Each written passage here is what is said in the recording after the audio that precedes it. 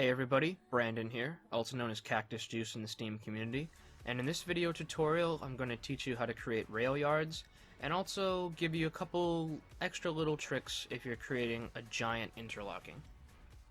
Now the inspiration for this video was brought about by a question from It's Century on my YouTube channel. He asked me something along the lines of he's having trouble creating a freight yard, he can't get the switches right, he can't lay straight track for some reason, and he's having trouble connecting it back to the main line. So I'm going to help him with this problem. I set up a basic route with a main line right here. This represents the main line. And we're going to create a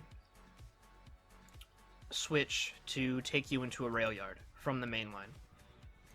So there's your switch taking you into the rail yard. And then, you know how most rail yards that you see have that long backbone, that long stretch of straight track that all the other pieces of track branch off of? Well, that's what we're going to create first. We're going to just have that go straight for a little ways, and that's fine.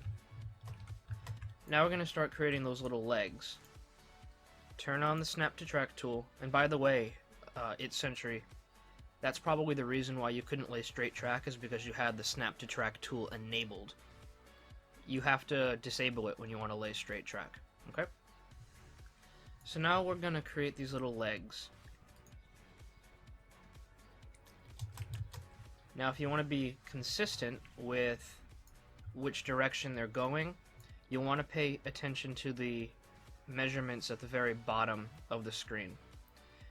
For the sake of this tutorial, I'm just gonna give them a length of 25, set the track type to yards so we can get that minimum radius of curvature of 75, and then from there you can extend out the leg and you have one of them, and then you can go ahead and create many more.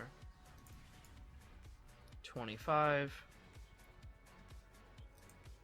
then you can extend it out. Okay, and then you can keep doing that and space them out the way you want. You can keep going for as long as you want. And then it gets to the point where you want to connect them back to the main line. So we'll create another one of those backbones coming off of the main line, I don't know, say at this point, shooting off in a general that-a-way direction. And maybe we'll have it reconnect with this backbone over here, just as a little loop. Okay, and it'll extend these couple little legs that we made over to that backbone.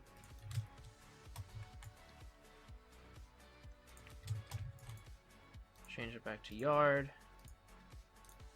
and reconnect it back, and you can do that with all of your legs. Now let's say you had, I don't know, 10 tracks in here. Let's just imagine that they were connected to that backbone. 10 tracks going through here. Oops, let me turn off Snap to Track. And you wanted to interconnect all of those tracks together, so a train here could switch there, or continue down and switch off there and get on there. So what you'd do is you'd lay one piece of straight track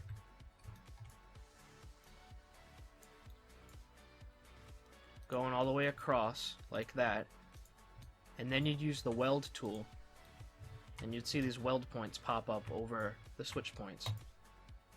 Click, and it becomes an interlocking point. You can keep clicking all the way down, and now a train can follow that line all the way down and switch off onto other tracks. Well, it actually, based on this, it couldn't switch over.